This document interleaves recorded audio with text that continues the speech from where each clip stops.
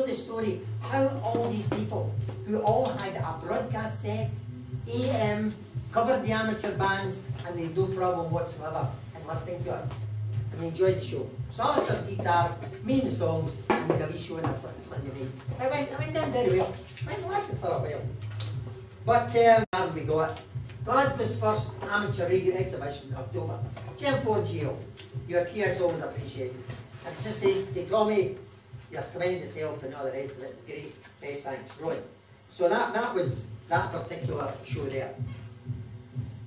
The other thing is that you may have read this book, World at the Fingertips. This is an early edition. And it was by John Claricoats, G6CL, who I'll mention later on. And this wee bit, which is marked in actual fact, does state about the, if I can find it.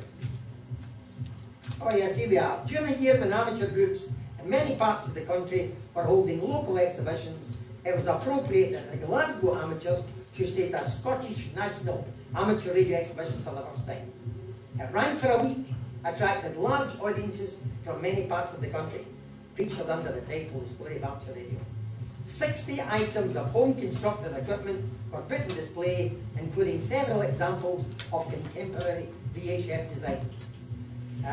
Leslie Fraser, GM3GNX, demonstrated how he, a sightless amateur, constructed and operated equipment.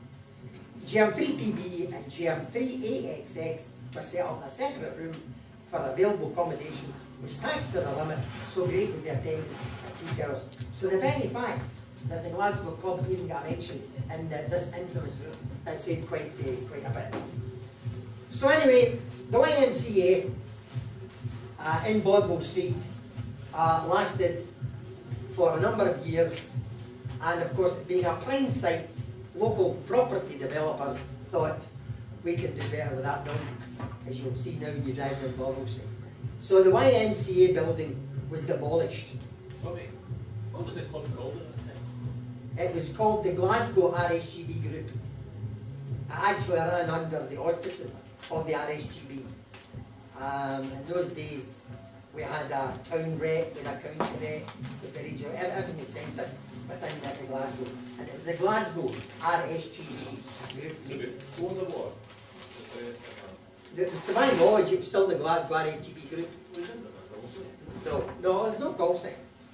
There's no call sign in the Glasgow Club. But the meeting, as I said, was held there until the building was demolished. And I've put to where, and I've got a series of question marks. I've got a wee note that 1958, the RSGB group held a film show. I've also got a note that 12th of September, the RSGB group held a Region 14 ORM. Now this is the ticket here, Saturday the 12th of September 1959 at 6:30 in the Ivy Restaurant, ticket 15 and 6. Buy your tickets from D. Ross McCary, GM6MD, and TQ, GM3EDZ. The bit I was talking about, John Claricoats, was this particular day.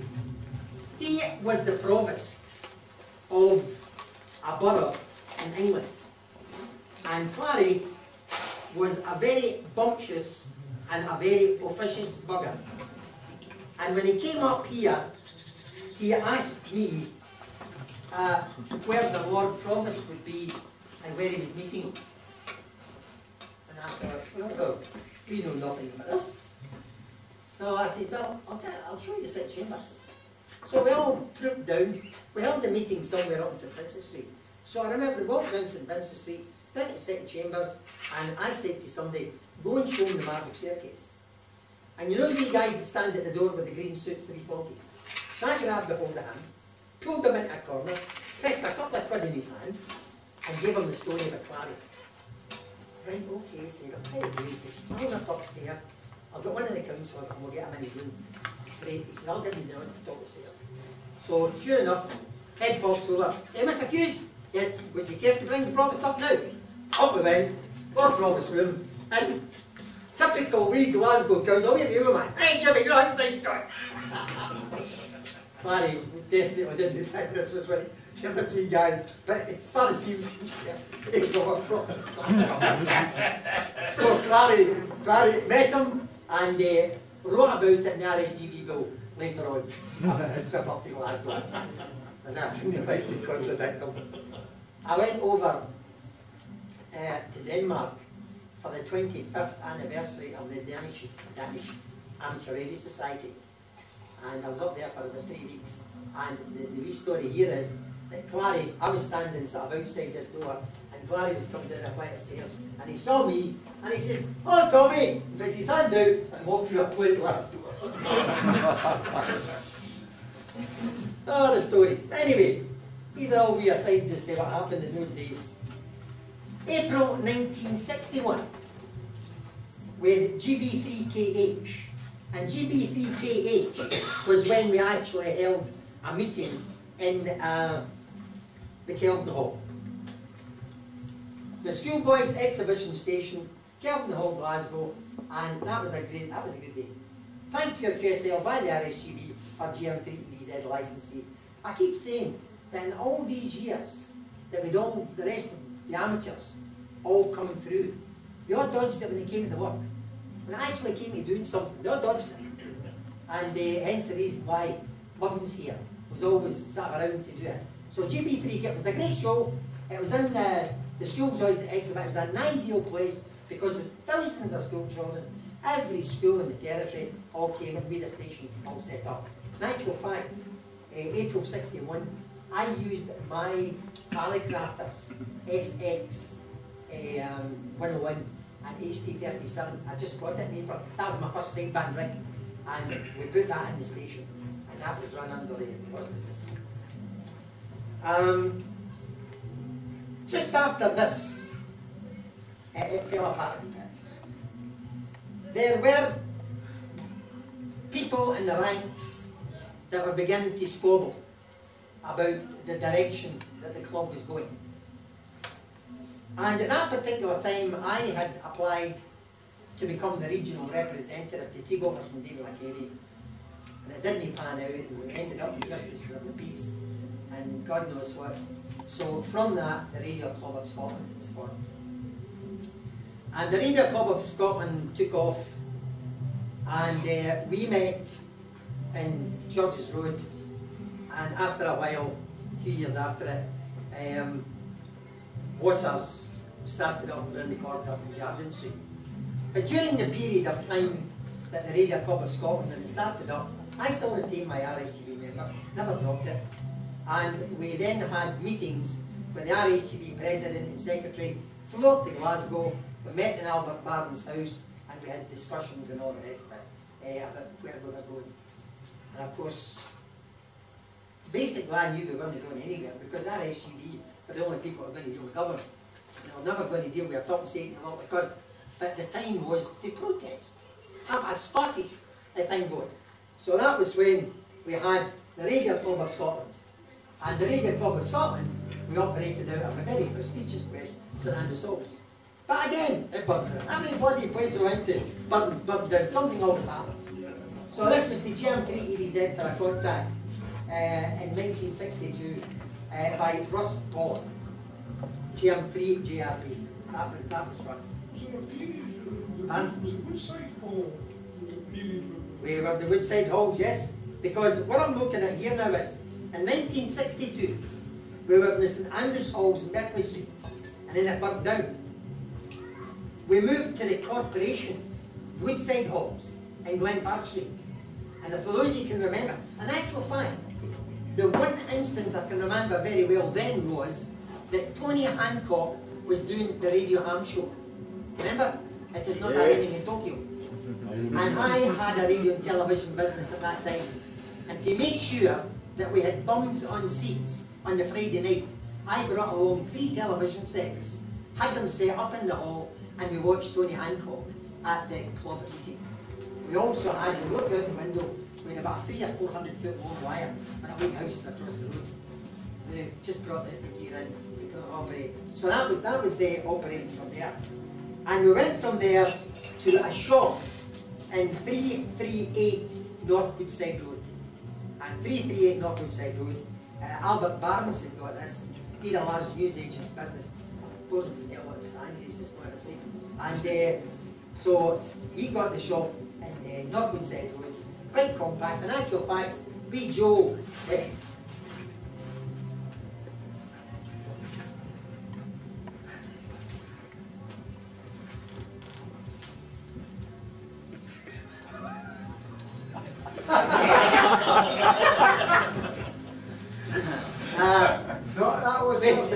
We had Joe, right, with his wife Maureen, and she worked for Albert, and me and I got the two together to finally get married. Did his place burn down?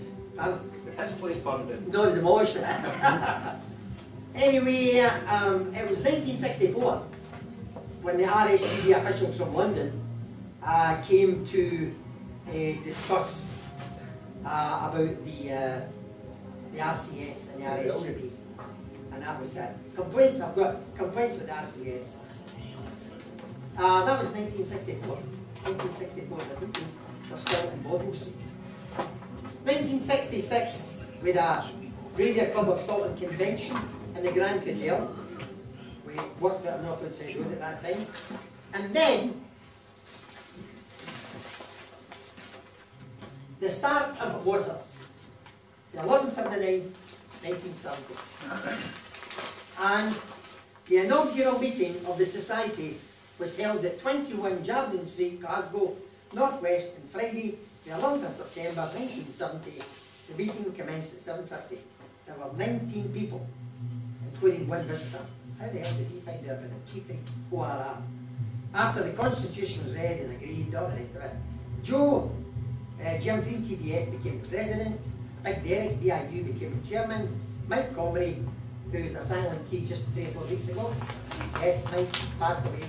Just heard about it about 3 or 4 weeks ago. IRT. And the secretary, Tim McDermott, GM3SSB, who's now an EI station over there. So that was the start of that. Various wee bits here about Morse classes, films were being shown, colour documentary. Oh, no, that's another story. But even those days, 22 people, 14 people, 32 people, and of course, no meeting ever gets us a continuity. And yet, when we follow on, we find those occasions when you're up to 80 and 90 people, 38 people present. GM3HL QCW class continued as usual. Meeting commenced at 75, an attendance of 41 people. Both the president and chairman presented, rents and rates of the premises, £5 a week. Refreshments, anything up to £1 a week. Gas, electricity, cost a lot of money in those days. So this is another, we go on here to 1971, 52 members present, meeting began at 8 o'clock. And of course it's called St. Pardon? No, this was Old Jardine Street. Yeah, this was Old Jardine Street. So this, just various wee bits that's of interest, all being ticked off here, and various things and events that happened over the period of time. So that's the wee Bible for the start of WoSARS.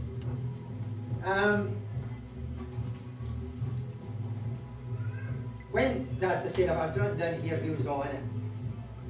We jump 1970 to 1971. After the club meeting at Jardine Street finished, members paid a visit to see the new premises at Virginia Street. Picked this up from bits of paper that was there. Now, Virginia Street, if you remember, many people here actually were in Virginia Street. Virginia Street were great meetings. We had one member, GM4DAE, and he really had a scrap metal merchant's business under the railway bridge at Gorbals Main Street. Gorbals Metals was called. And there was not a blue movie confiscated in the city of Glasgow without Willie getting his hands on it. When you walked into Willie's back shop, You would have assistant chief constable, a divisional superintendent. The hierarchy of the police force was sitting in this dump, drinking a cup of tea or coffee out of the most cracked mug that you'd ever seen in your life. He had 2 safes, and when he opened it, the gold and silver, it just poured out. Upstairs, it was an Aladdin's cave. There was a full fish and chip shop frying. You remember the old days we walked into the fryer, and behind it they had a big glass screen that was all lit up, and there was hills and vales and all that. Well, we had a complete one, all set up. Asked him to set it up with some oil in it, fries. And all that was strewn with goodies. You can spend weeks up there just looking at all these goodies. Money was there nothing. Willie would go to local functions, even more money than you take care of me. He would come up and he'd pull up a handful of notes, hundreds, I'm talking a long time back, just to buy something.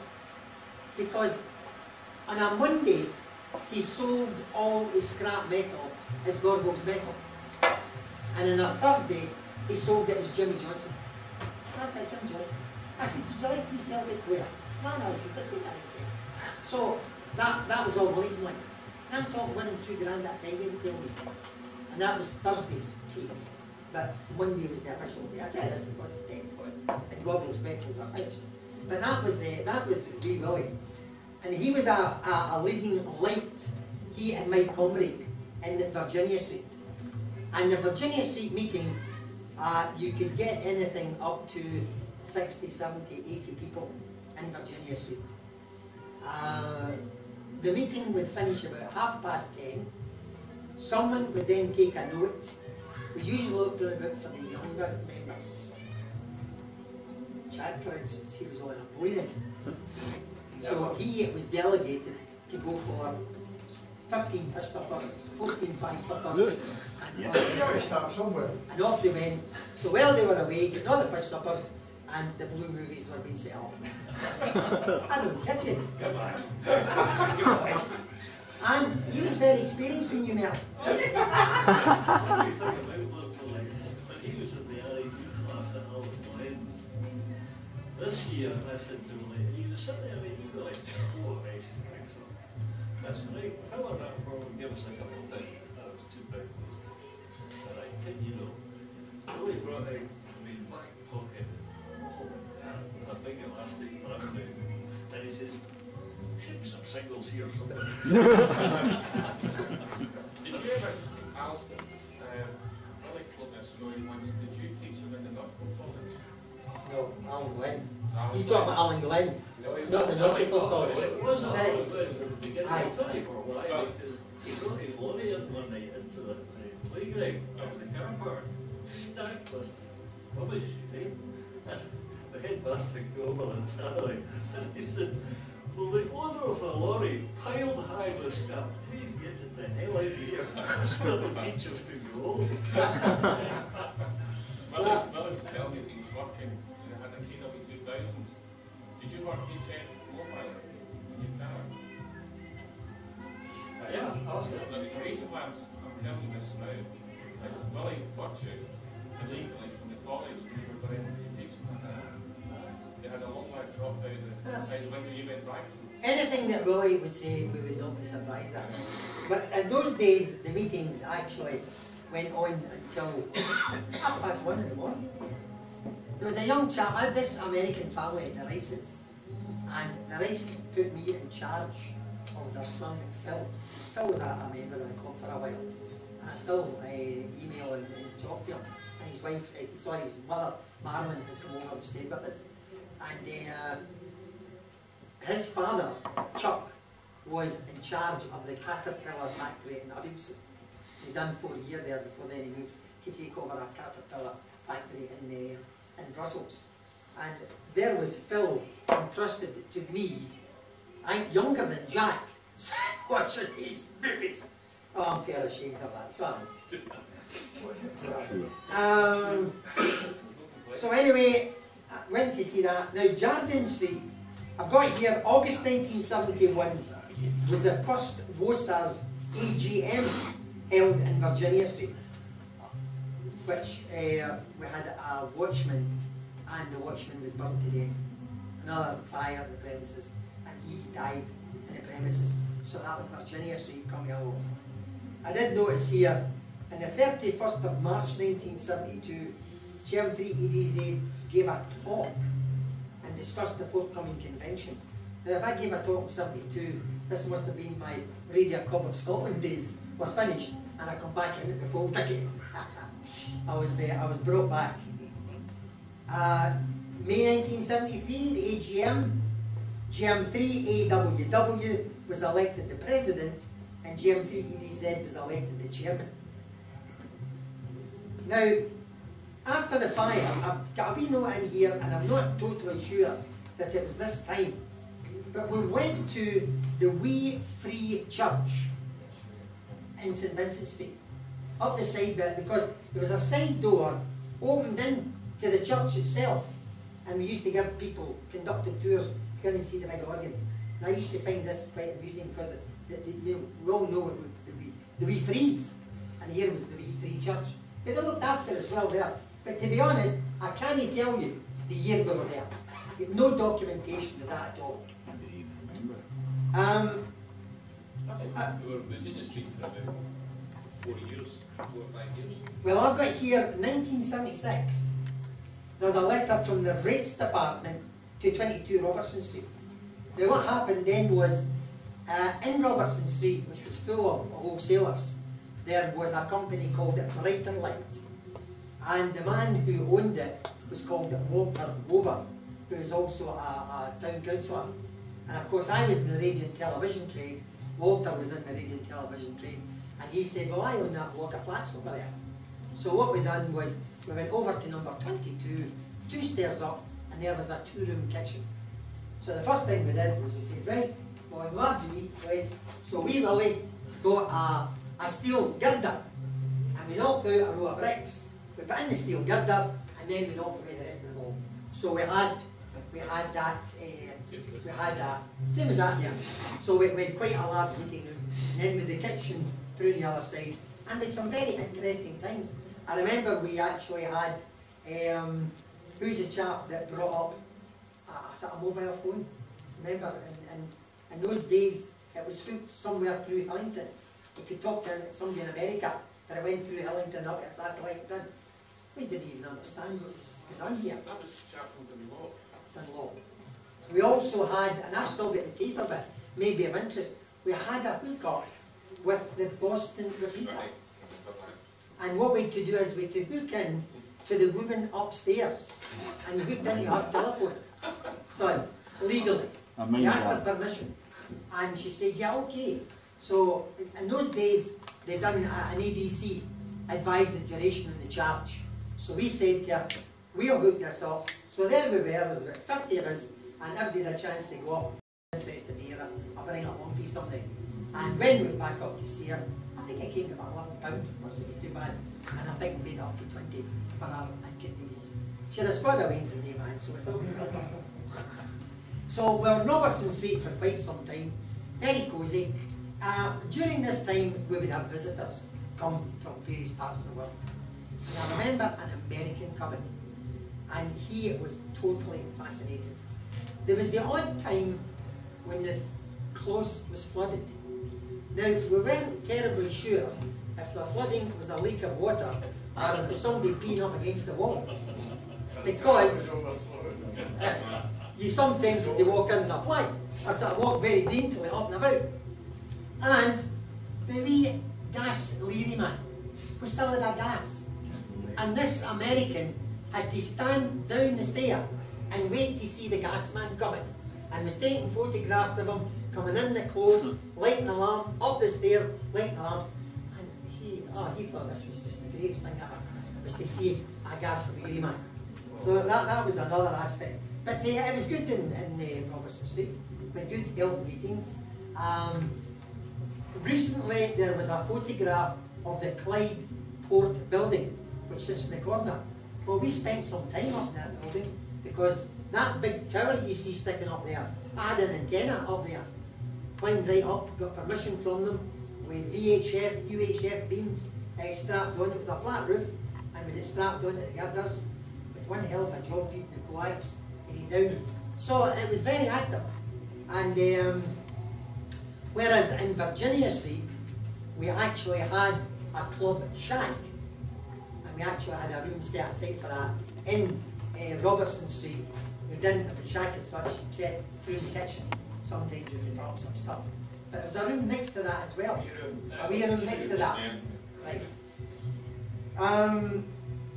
April 1977, the WoSARS newsletter said work had been completed at 22 Robertson Street.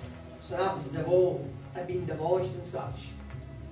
26th of April, I came across a missive for Robertson Street, and we were paying £300. To help out in those days, we had a computer users group who met in another night from us. So they came along, and they, I think, were in a Wednesday night, and they paid so much money up front for the use of it. Later, the computer users were discontinuing their sublease at Robertson Street. 11th of May 1985, we had a Glasgow amateur radio exhibition from Robertson Street. And I thought, oh, there we are, with the Scottish Amateur Radio Convention in Glasgow on the 27th of August 1983. That was the Scottish Television Land Rover. Official opening by the Lord Provost, Michael Kelly. And there is a very young Anne. Right, Anne? I've got that picture, yes. You've got that one, yes? I says to Michael, Michael, nip in there, give her a wee hug if her man's not watching. She's a friendly lassie. And he came out later on, he said, hey, she's not that bloody friendly. I said, well, because Jack is watching you. So I'd known Mike Kelly very well, and so he came along. He'd actually taken the RAE test. He never took the course. He took the RAE, never applied for a license, so he opened the exhibition for us. And of course it was quite a tremendous affair. We had Hall 1, Hall 2, the entrance hall, and with lucky numbers. Western Scotland Amateur Radio Society, Premier Club for Radio Amateurs at Glasgow, meetings that are held in 22 Robertson Street. Organising Committee, 3EDZ, 4JDU, Tom Wiley, 4FTM. I think I'll be taken. Surprises me. 8th of September 1984. Don't know what happened to the front cover of the programme, but this was another 8th of September 1984, official opening by Alan Devereux, who was the Scottish Tourist Board representative. And his call sign was GM3EDZ. So he was one of us. George Dobbs, the original QRP man, he came up and gave us a talk. Ex-BHF, UHF expeditions at Dora. Frequency synthesizers by Newtech, and again with a variety of trade exhibitors. But as I said, the front cover disappeared somewhere.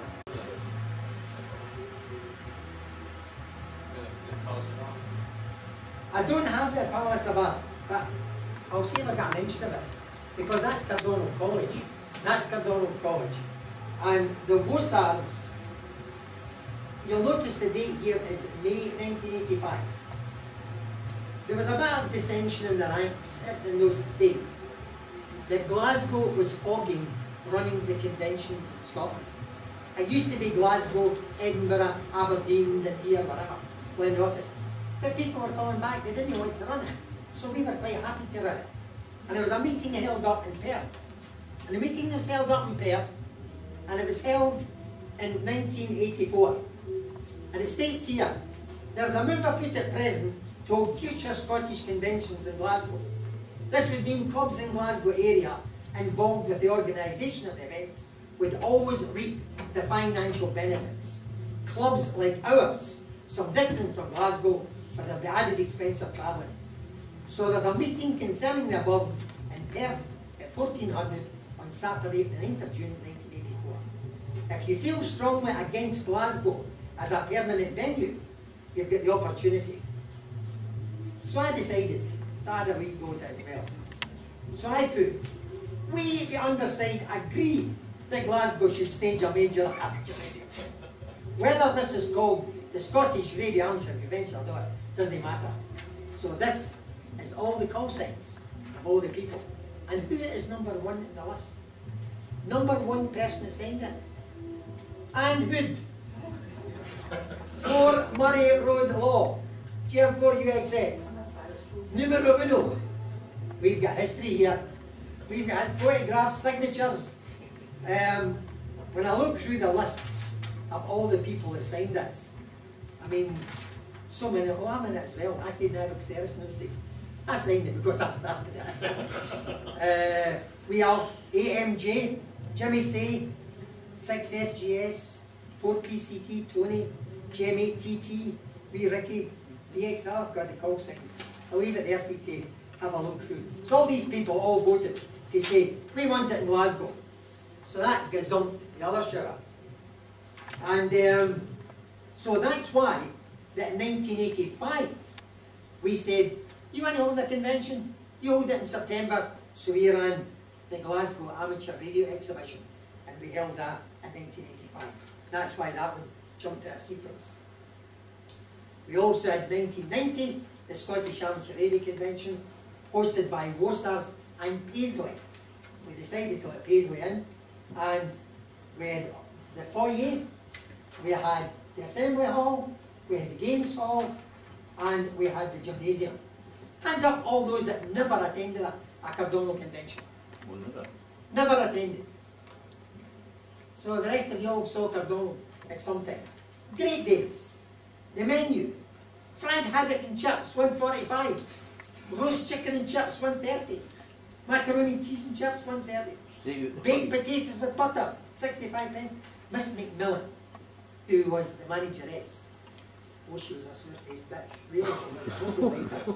But her and I got on great because she looked forward. She made as much money from her one day as she made me at the factory for the rest of the year. And that was at those prices. We also had the Glasgow show in 1993. WoSARS meets every Friday in the Grove Street, Garnet Hill. That was 93. As I say here, Well, there's something else before that. 90. Well, Dumbarton Road. WoSARS meets every Friday evening in the Arts Forum Trust. I'll come to that later on. So you see, we've jumped about a bit. That's that. And again, 1996, Scottish Amateur Convention, admission by programme to about organising consultant, Tom Hughes, working committee, Jack Reed, Jim Babin, Alec Irvin, and Ron King. Remember those days, Alec? Days you're only a boy then, 1996. Right.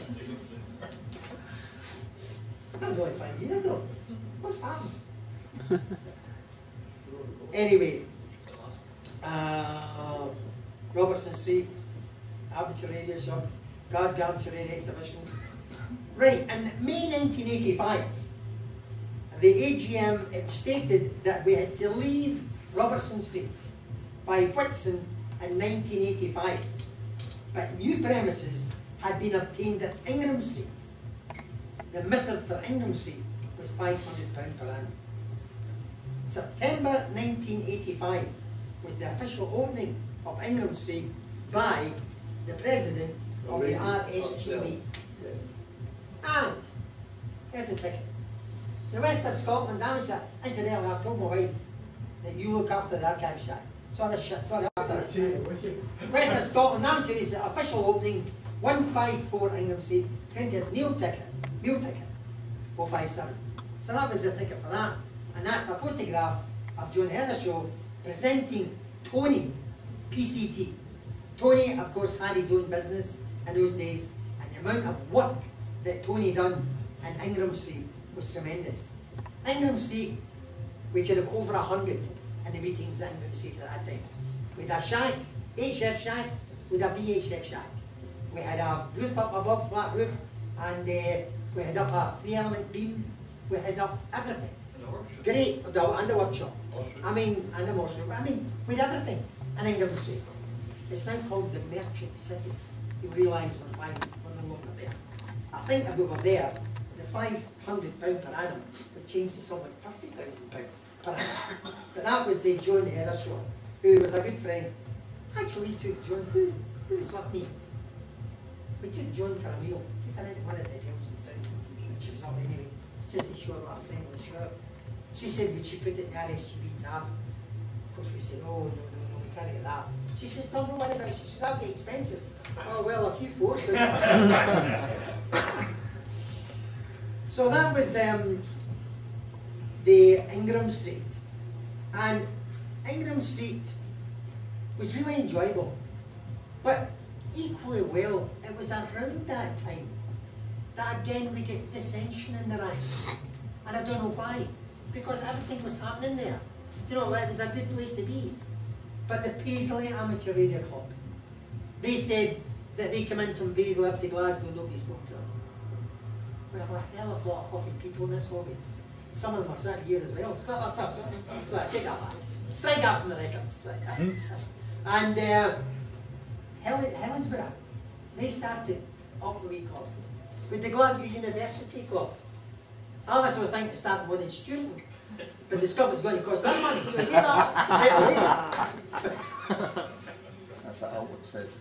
So, fond memories of Ingram Street. Yeah, the Yagi Law. The Yagi Law. You had the Yaggies came along, the Milton Accountancy group. But amateur radio in those days, the problem was, instead of getting 100 into Ingram Street, they were getting 10 there, and 10 there, and 10 somewhere else. And we dropped down. And when you drop down the pecking list, it makes it harder to run an organisation when you get fewer members. Well, we also had an amateur radio licence. 1986, we were having a problem with the rates department. We actually had to advise them and send them legal jargon that we left Robertson Street on the 28th of May 1985 because they were still looking for money, which they didn't get. May 1987, we had a revised missive for the second rear at 154 Ingham Street, and the rental was £25 a month. So £25 a month, and we started out at £300 a year. Same difference. April 1989. A letter from the Estates Department that we had to vacate 145 Ingram Street by the 28th of May 1989. Now the thing about that, of course, was just think of the despondency. When you, at that time, if you think of the number of premises that we had kicked about in from sort of 1970s, and here we were, only at 1989, and we've been kicked out another place. Pretty long in Warrington. This immediately, of course, got all the heads all scratching. The committee members then had to say, where are we going to go now? Some of the meetings went on for long discussions. Some of the places that we suggested. I remember going to a place in Commerce Street, in the city centre. Who can remember this place in Commerce Street? It was a factory, and we were going to get the third floor of this factory. And when I walked into this, the factory stretched for here, down in Sauchiehall Street. And I'm standing looking, you know, I did a PA system to talk to somebody at the end. And I looked, there was somebody with me saying, ah, this will be good, this will be good. I thought, what the hell can I do with this place here? So we didn't take that. Then of course we had to stay in the city centre. This was a lot of the talk. So we had to stay in the city centre. There was discussions about scout groups, this group, that group, move into a hall, move here, move there. But they didn't work out. So what then happened was that the Estates Department, who were kicking us out of Ingram Street, then sent us a letter to the fact that we would be given at the shop in 29 Old Dumbarton Road. And at the same time, they told us that the third floor of 53 Cochrane Street would be available later in the year. The Cochrane Street was around the corner from Ingham Street. And the Estates Department dangled us, and we went to see 53 Cochrane Street. And it was very similar to Ingham Street. And the Estates Department said, we're renovating it, we're doing it up, and we'll let you in there at the same rent as you're paying, so you'll be hunky-dory. But meanwhile, move up to Oldham Barton Road. So we moved up to Oldham Barton Road. If I remember correctly, you were the chairman at that particular time. You were the QSL manager, I know that, because we used to have a board up the wall, and Alan used to come in, your QSL guards, he stuck them all up the wall. The only thing was that it was a double fronted shop window, and you looked straight onto the street. So anybody that was getting past, could all stop, and I'll take a wee look in to see what was going on. And it wasn't the easiest place of parking, because you were just up the road from the Kelvin Hall. And if there was any event on in the Kelvin Hall, then that was you up the creek. So that was Pubs were handy right enough. Stirling Castle, just across the road. If I don't remember the venue, give me the name of a pub, and I'll try it in. So the 23rd of June, 1989, the missives for 29 Oldham Barton Road was returned to the Estates Department. Also a cheque for £100, 1 month's rent. At that time, they were looking for between £5,000 and £6,000 per annum for the shop. The Estates Department didn't realise that we were an amateur radio club and not a commercial station.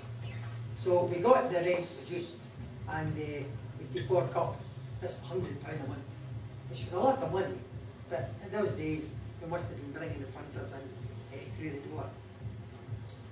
So we ran through 89, and in 1990 we had GM3EDZ, the special event station. So who can remember GM3EDZ?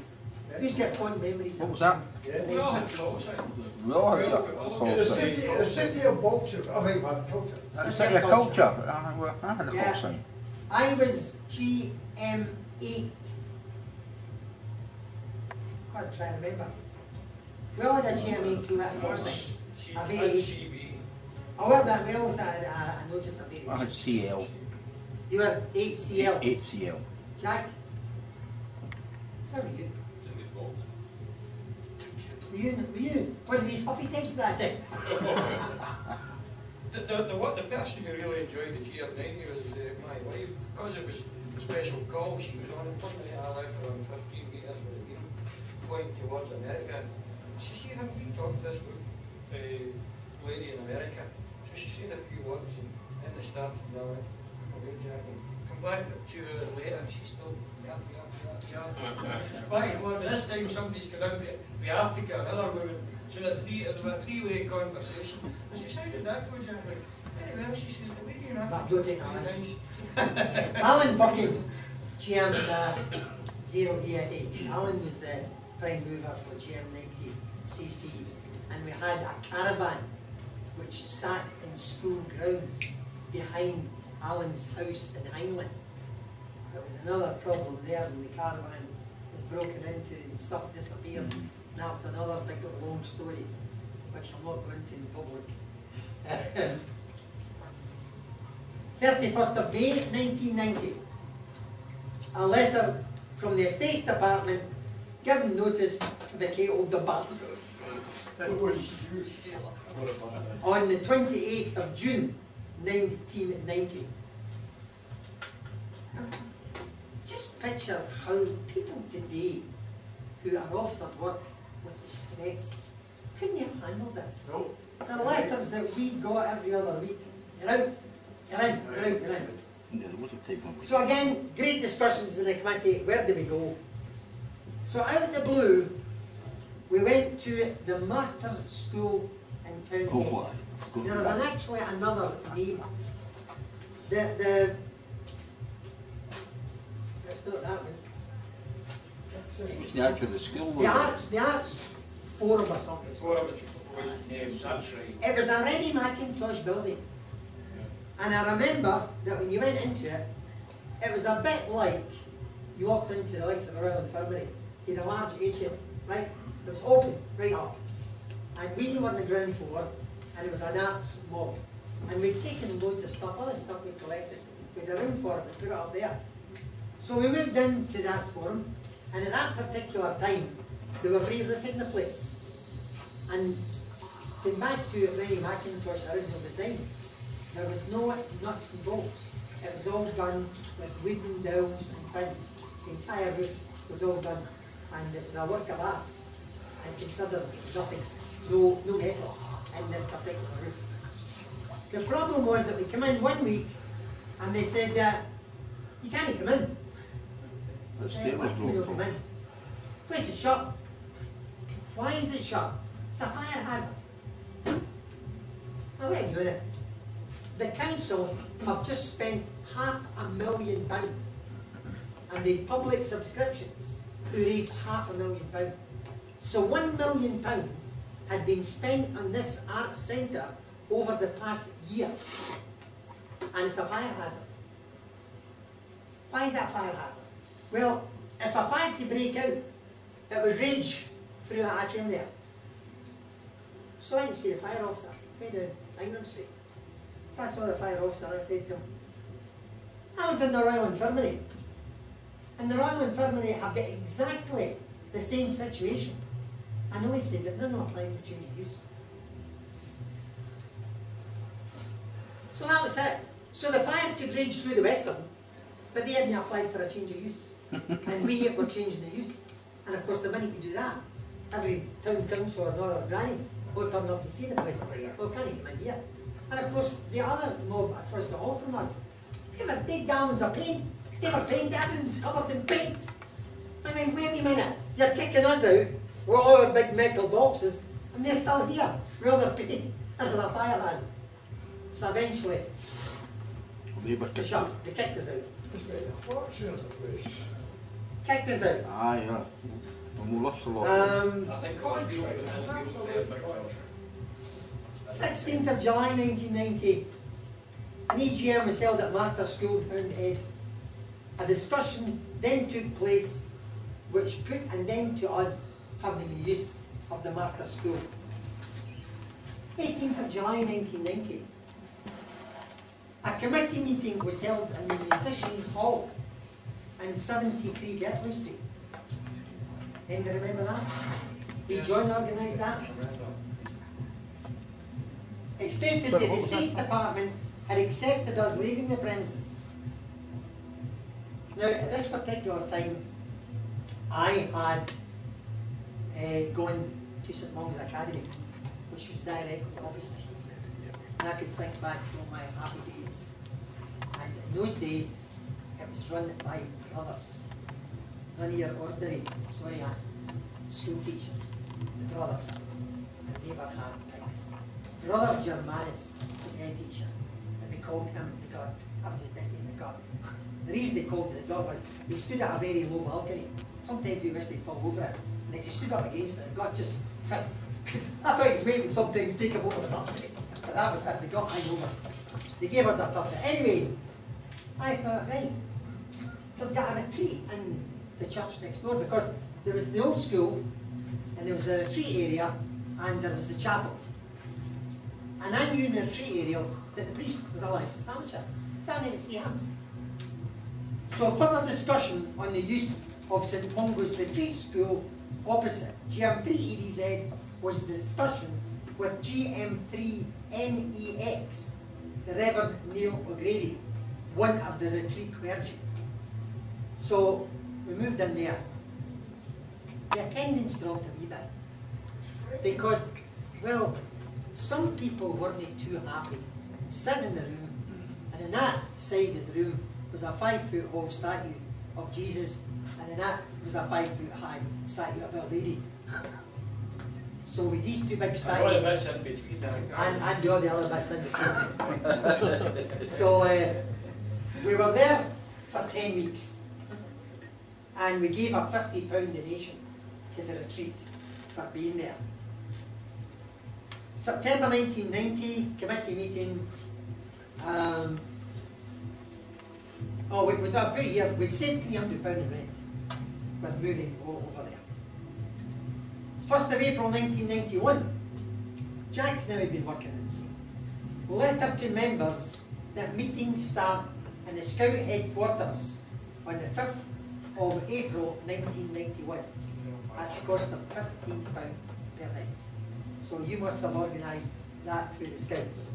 So everywhere we go, somebody's got a wee finger in the pie of being able to move places. So whose arm did you bend, Jack? It was up at Auchigillan, which is the Scout headquarters. We were doing the station up there previous year, wasn't it? Something to do with Jamboree. Something it was 1990. Well, the photographs I gave you tonight 91. are Well, 91. that was actually when we moved the station up That's there. when we moved the station. Aye, but in 1990 we were doing a special event station up at Auchigillan. I remember that. And then we were looking for premises and had to talk to the various folk in charge of the Glasgow Scouting and they said, yeah. They're not a charter. No, there was somebody else on it. No. No, it was International Jamboree. Jamboree. International Jamboree. So we set the station up, that's right. So that was it. So we were in and we were downstairs, and of course it was not an easy place to park. That was it was a lane round the back of the Lane at premises. the back. And You're right at the sometimes- back. Down there into the new house. Who was it? No, it was fine. Who was it that drew in one night into the lane and they were just getting settled, they were ready to get out the car when the police come in and told them they couldn't park there? Well, I actually looked for a lane because in India Street. Yes. So we could go into India Street and go at the very bottom and drive down and into the car park there because it wasn't used of an evening time. And Valerie spoke to her boss. So with the use of the car park of You know, if somebody Strathclyde come in a chair in his car, the disabled car, and I think he got in a wheelchair to come into the That's hall. it, for the Yeah, year on in the Bank same Street. car. It might have been.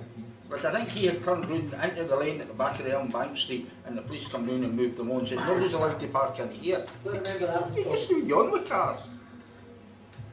Anyway, 7th of May 1991, letter to post office, we're now in the Scout headquarters. 17th of May 1991, the club, I remember this night, we turned up, the club had to go to the Musicians' Hall. Do you remember that night? Do you remember that?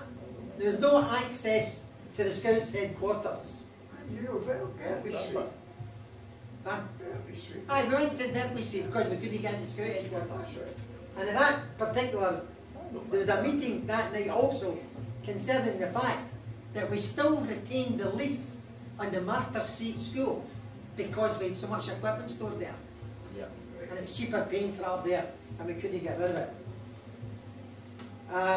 January 1992, a committee meeting stated we could afford the present hire of £15 a night because Ingram Street had been costing us £100 a month. So that was okay. 27th of May 1992, letter from the Scouts terminating our let. On the 24th of July 1992.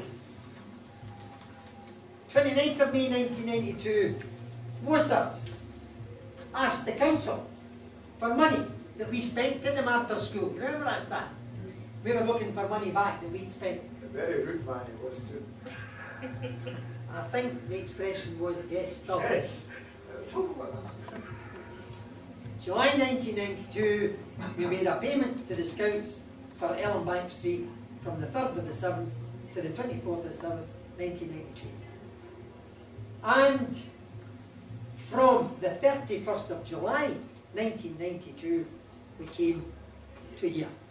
And we've been here since. So that just gives you an idea of the various bits and pieces that's happened as far as that's concerned. When I take a wee look through, this here of course was the book. I also got a photograph of Alistair Fraser. God, Alistair, you look young there. Not before you were married. GM3EDZ. God, I remember. I get hernias lifting that stuff. That was West Graham Street with Alistair. Don't just see it like that when it's. Here's another one, a photograph. Now, I'm putting the back well-known faces. We must have been involved with something in Mulgai. Because here, we've got Bobby Smith and his wife. That's him, he's the mafia. We've got wee Jimmy 3LEY, Leslie ITN, Main I, 4CXM and Sandra, 3VTV, and Bob Kerr. And this was all taken And I'm sure that was something to do.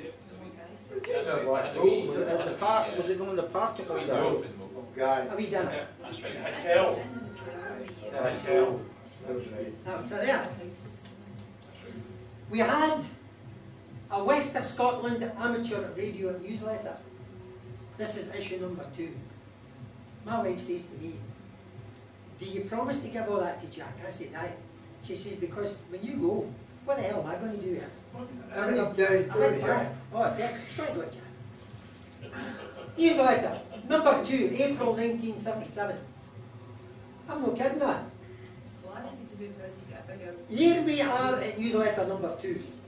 It doesn't seem so long ago since I typed the first one. Since the last issue of newsletter, we've had a flat response from club members for news, views and articles. So what is new? What is new? Remember, it's your newsletter. God, the number of times I've stood up and says, it's your club, it's your this, it's your that. Edit that bit, please. There are many excellent technicians, professional engineers in the club with no shortage of expertise, but we've got a shortage of everything else. Friday 25th of March, an interesting lecture from Dave Lockwood, an introduction to logic. Introduced the binary system, 1977 binary. Talked down very well. 8th of April, Dave Coster, WIL from Presswick. Dave gave us a talk in slow scan and a slow fast scan converter. 27 members present in that night. Now that we have our hole in the wall, that was the thanks to GM3EDZ, GM3KCY, GM4DAE and Tom Ferry. They all did the donkey work. They sweated blood to get club rooms back into shape for the Friday meeting. That's a fact, and that's why I had to top it up with Guinness. Since the last wet band conditions have been very changeable, some days flat, other days unbelievable. So there was the wee story about the newsletter. A wee story here for you, Jack. Within a 60-mile radius of the Empire State Building in New York, there are 97, yes, 97 repeaters of various descriptions. Why can't we have them here? Scottish Amateur Radio. That was 1977. 1977. What was the date of it? April. So just after CS started. After CS started. Convention, 10th of September, the Adam Smith Centre at Kirkcaldy, organised by Glenn Ruffus, the admission ticket £1, and the dinner was £3.50. And I remember Drew 3YOR phoned me up and asked me would I come up and chair the evening session. And I said to him, you must be joking. A man for the West, get up to the East to chair a meeting. What's happened to you, Mum? No, I said, if you'd come up and chair it. He says, how to do? He said, we'll no charge you for your ticket. £3.50 I got for my guest appearance. That wasn't too bad. You done well. Amateur Electronics UK, Clurmoor Electronics, Polar Electronic Developments, Jai U Antenna Specialists, SMC Thanet Electronic Services, CSFMG, Lowe's ATV, we had them all there. Bar facilities. Repeater, 1977, Jack. When the repeater opened, everyone immediately thought it was a wonderful machine and many people in out-of-the-way places could now make contacts on VHF in their struggling. Well, I would agree the repeater's wonderful machine. I'm also sure many people agree the operating standards have fallen drastically since it opened. In my opinion, main reason, the repeater is always S9 or over to most people. It's like the telephone, blah blah blah blah, be petty, you know. News from other sources, visitors during the summer. Dave Ellenberg, the guy I was talking to you about earlier on, WT-WP. No, was it Paisley Club I mentioned? Dave stays in a 40-storey high-rise skyscraper in Manhattan, and on top of it he's got an R5 vertical, because the caretaker is also a licensed farmer, and he doesn't live in the building, so that's it. So we had Dave, GW4, BE2, G4, PA0, and a QSL through the letterbox from VK2. Last week we had Heinz from Berlin and DCA. So, newsletter. Also got here the West of Scotland Amateur Radio Society membership, and this is for 1974-75. Chairman T. Hughes, Secretary Mike Parks, Treasurer Arthur Owen, V. William McMillan, Mike Comrie, Jim Sterling, Bob Kerr, and we're affiliate. Ordinary members, 20 pence, old age pensioners, 10 pence. God, I wish I could have qualified those days. I get for 10 pence. So that was the membership card. Just a few photographs here of the show. The one of Anne, and the one of me standing outside to welcome Mike Kelly when he turned up. And a wee photograph of Mike Kelly, the president of the RSGB, and myself. And also, look at Ricky. How about that? Would you recognise him? No. ATT. Some of these people are getting wounded. This is the piece of resistance. Oh, here it comes. This, notice it's still there. The blue belt. The President, Sir Richard Davis, KCBO, CDE, and Council of the Radio Society of Great Britain, request the pleasure of the company of Mr. T. Hughes, at which His Royal Highness the Duke of Edinburgh will be present on the occasion of the Society's 75th anniversary, held in the National Exhibition Centre in Birmingham. So I met the Dookie. I met him on that occasion. And I says to him, how's it going? So that was I still kept that. Wash your hands after. I washed my hands as soon as I went. So we don't all get invitations to meet the top man. The top man. Wee bits here. When I look at photographs, like this here, you'll see them later on. And this is a sample of the amateurs who were about in those days. When I look at this one here, there's Big John Rimmer, GM3, AKK, wee Danny Ferguson, 2 DPW Curly, Jimmy Maitland, who was always a BRS. Jimmy Maitland owned a pub in Howard Street. It was a businessman's pub. I mean, Jimmy Maitland sold more gin, I think, than any other place in Glasgow put together, because where he was in those days. And the one thing you could always say with any Jimmys, you had a drink at the bar. We held our committee meetings there for years. We always said a wee stuff. When you're in that bar, you paid for every drink you got, which was quite right. But if Jimmy ever said, come on down the stair, the minute you lifted that flap, the minute you went down the stair, the drink, all you could drink. And as much as he could force it on you, all for nothing. But that was it. Up there, pay for it. Down there, drink you want, no problem. So that was Jimmy Maitland. They belonged to the High Q Club. Who remembers the High Q Club? The High Q Club. You and I wouldn't even be allowed in the same road as it. We wouldn't be allowed near the High Q Club in Giffnock, Clarkston. Oh, well, that's understandable. All the members of the High Q Club, you were invited to join the High Q Club. Again, we had numerous dinners in those days. This particular one shows Davy McCady up on his feet, and sitting beside him is Ron GM4GO that was that's in organised the radio convention. Oh, wait a minute. My battery's flat. I was wondering if there's two able-bodied young men who could give a push start. Two able-bodied young men. You're not geriatric on yourself. Take a look around here. All the grey hairs. We'll keep the best photographs. That's how you empty my meat. Hey Ross, don't you go. You might stay clear. Jump start. G6L, Rod, Barry, when he was up. And that was the Reverend Walter Ferrier. And Walter was one of the great VHF, UHF. He had a church in Airdrie, and the photograph appeared many times of the antennas, which were all mounted in the tower of his church. They were all up above. GM3EDZ. There was the big Charlie Callanan, GM3HLQ, Ian Hamilton, GM3SM, Charlie's wife, GM8MJ, Jimmy Say, great member, the long-serving member of the club, And beside him, Headmaster Jimison, the headmaster of Hillhead High School. When Hillhead High School was 50s. Dr. Jimison. And he was the head bummer of Hillhead. And another wee photograph here, and you can see Clary Coat sitting in the middle, and you can just see that pompous, bumptious face I was telling you about. That's him in the middle.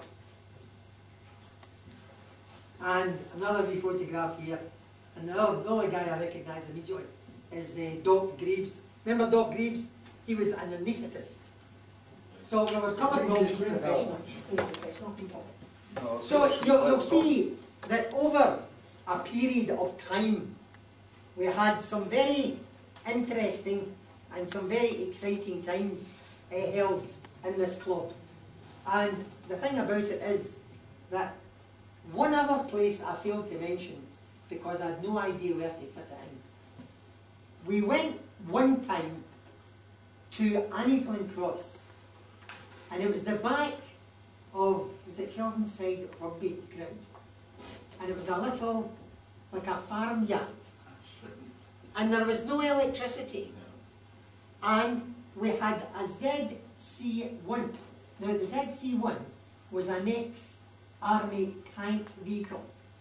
It was mobile, you know, it was one size. We made a ton. Big Charlie Callan in GM3EDZ Hughes, his ambition was to carry in his car and operate maritime mobile going over the Clyde in a ferry.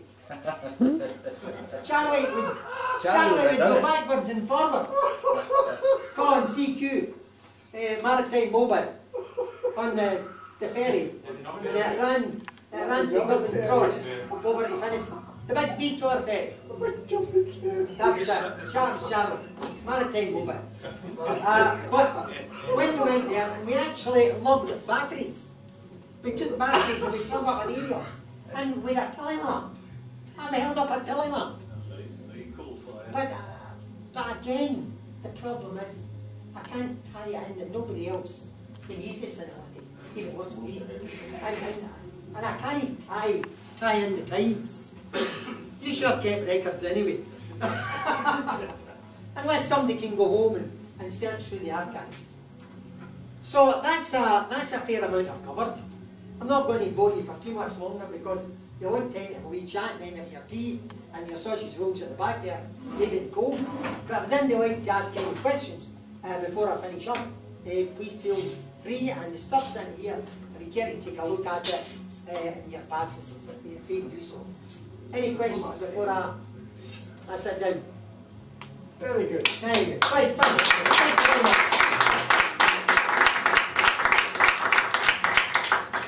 Great, well, thank you very much, Tommy. That's a change from barrels, isn't it? And see what happened in the past. It is actually a really interesting thing to see what's happened over since 1948. Oh, France for 1948. I think we should rename it the Nomad Club. Oh, so I'm not think really think of a change in the club. That is it, with Charlie tried it, honestly. Apart from maritime mobile. Charlie was in the first up to 2 weeks activity. Charlie had one ambition in 2 weeks. He just opened the bridge, the fourth floor bridge. And Charlie, because of John, had a contact with the engineering department. Used to clean floors and chimneys. And he very nearly got punished to operate from one of the pillars.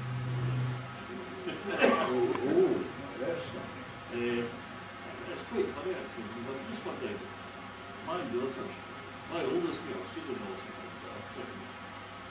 And she worked outside mostly, but she has an office down near the ACCC. And across the road it was a very large building. And on top of this building were two gigantic cranes. Now they're not like the Finiston crane, they're tall, slender things, they're yellow. And they're adding about 250 feet to now. She's got permission to climb up to the top of it. So, if anybody like me, a camel thing with telephoto lens, actually quite interesting. So there you are. Right, folks, well, as Tommy said, there's a lot of sausage rolls. Nothing much. A raffle. Last week sailing didn't go, I was sitting throwing it in. That was for Jack. Oh, for Jack? I left that side for Jack. That's the first prize, and that's the second. And that's the second. Two prizes, 1, 2. Somebody might say, need something to say. There's one wee thing I would like to add maybe to what Tommy's had to say. These premises, one of the struggles with getting these premises was that they were never opened on a Friday night prior to our arrival.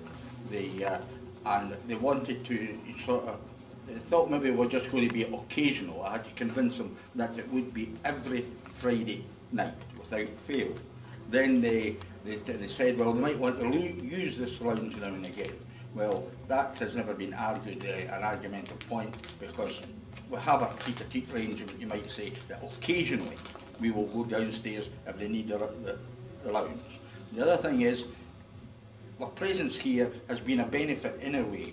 We've got these places opened on a Friday night, and they're now getting more activity upstairs, which brings more income to the local community. Very good. Right, ladies and gentlemen, sausage rolls, tea, all up, ready and now.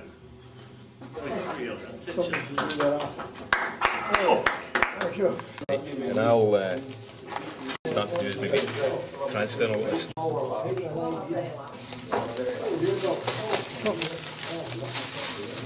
was good. Well, what you do is this, you take what you want at the moment. You give me all the stuff, right? That's fine. Who I can remember.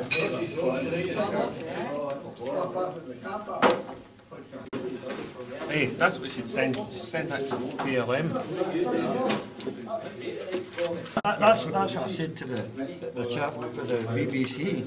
I says you try to be to put someone into a position by asking them a question that could put them in jeopardy or offensive to them.